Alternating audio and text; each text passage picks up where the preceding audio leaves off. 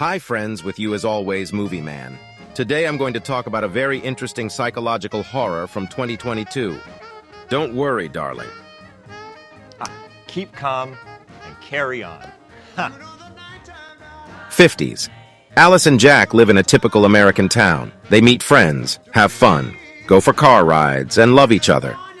One day, the woman is getting ready for a party with friends, while her husband goes to work with many similarly white-collar workers. A woman's voice announces that today is the 997th day. All employees are on their way to headquarters. All residents are safe and have been accounted for. The ladies are wished a good day, and Alice takes up household chores. Then she heads off to dance class like all the model wives in this town. The leader, Shelley, reminds her, "Beauty is in control and grace is in symmetry." After class, Alice returns home. She chats with her neighbor Bunny, who constantly reprimands her children, and then goes to take off her dried laundry. Alice has a haunting motif going on in her head, and she hums it. Suddenly, she notices another neighbor, Margaret, standing in front of the house, oblivious to her surroundings. Alice takes up cooking, but one egg makes her suspicious. She squeezes it in her hand, and it turns out that the egg is empty. The woman squeezes the other eggs, and it turns out that they are also empty. She is distracted from this activity by the burnt meat. In the evening, she meets her husband, beautifully dressed, with a nice hairdo and at a set table. But the husband decides to start with another, more pleasant activity. The next day, the women are relaxing by the pool. Alice is distracted, with the song that is causing her anxiety playing in her head again. Then there is also a visual, a roundelay of women in wigs. Later, Alice walks up to a model of a town and mindlessly leads her finger through the streets. As she drives outside the settlement, she is picked up by Bunny. It's time for the cocktails her children treat her to. Meanwhile, the men talk about distracting topics. Everything looks decent, sunny, and calm. The buzzer sounds and Shelley welcomes the new tenants. She is happy that the couple can learn from her husband, Frank, who has created something extraordinary. A new world. The woman's speech is interrupted by Margaret, who says that she and their husband shouldn't be here. The woman's husband hurriedly leads her away, and Frank, who appears, apologizes to the guests. The couple is going through a difficult period. Their task is to go after their dreams and confront chaos, the main enemy of progress. And all of them change the world. The guests echo Frank's words. Everyone here is happy. They are all one family. The man thanks the wives for supporting their husbands, their pillar.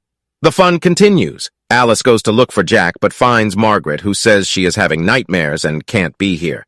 Alice's husband pulls the curtain in front of her, and she finds her husband in the house, where they kiss and connect. In the most vivid moment, however, Alice sees Frank smiling and watching their lovemaking. Later, the women gather at the mall and discuss their perfect lives, as well as poor Margaret. Alice feels sorry for her neighbor, although Bunny believes she is to blame for her own troubles, for she herself took her son into the desert. She is found, but without her child. The conversation turns to the men's occupation, but no one knows exactly what they do there, though rumors say they make weapons there. Bunny interrupts everyone by saying it's none of their business. The women are also doing their jobs, creating coziness. Alice has a nightmare at night, but in the morning she sees her husband off to work as usual, does chores, and then takes a trip. She stays on the trolley bus alone and says she just wants to go for a ride. Suddenly she sees an airplane flying toward the mountains and sees it go down. Alice yells to the chauffeur, but he doesn't understand what she is saying. Oh my God, stop, stop, stop! Yes, you need to drive out there, it just crashed. I don't go that way. We need to stay here, where it's safe. Alice jumps off the trolley bus and runs toward the mountains. She walks for a long time through the desert, then comes to a road and climbs up it to a high mountain.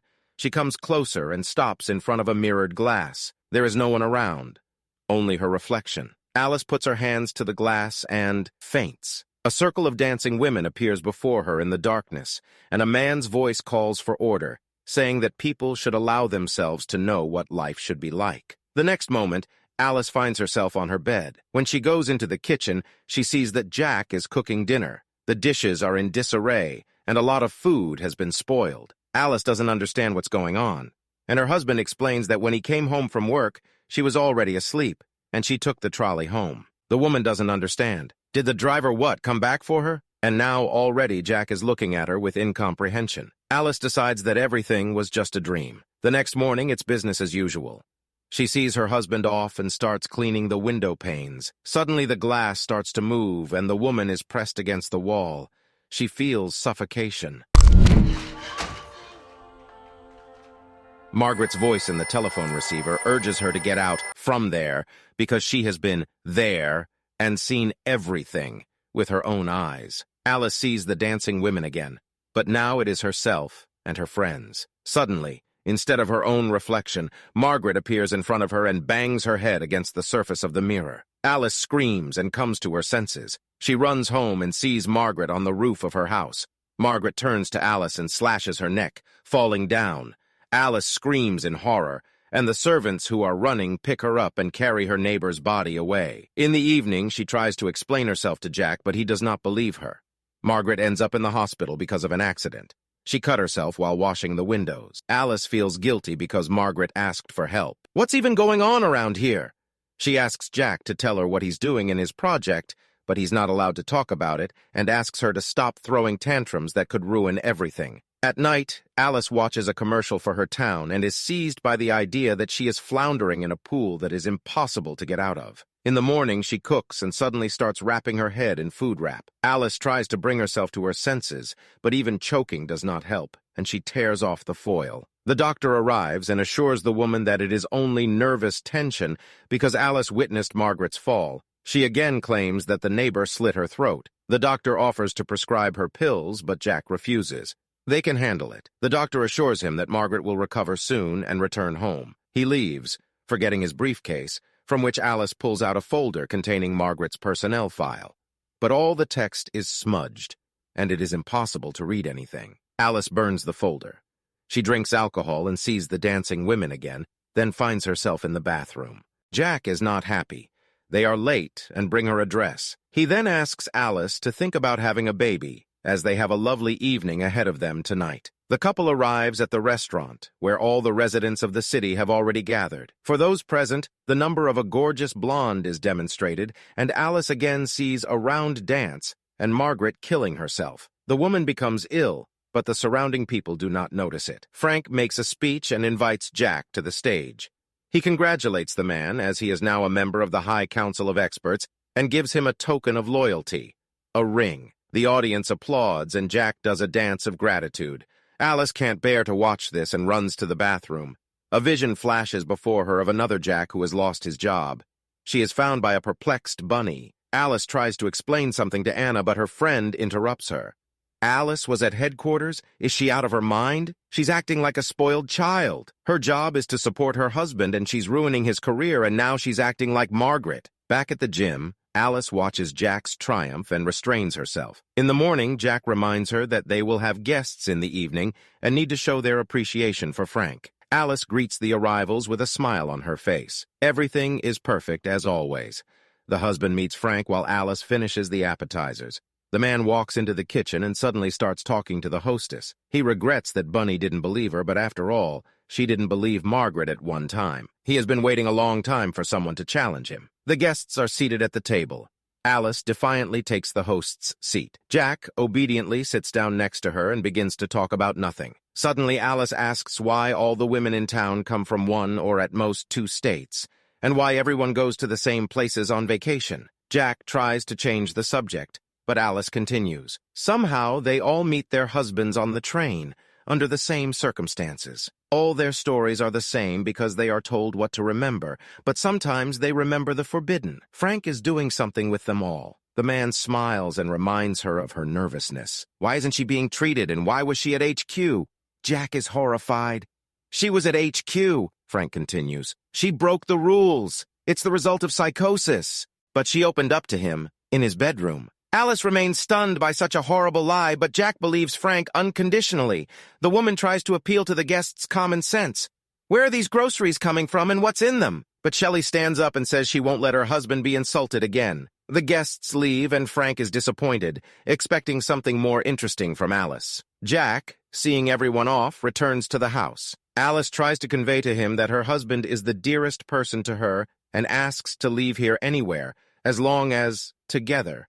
And Jack agrees. They leave the house and get into the car, but the next moment the woman is dragged out of the car by employees and carried away into the darkness. Alice ends up on the operating table.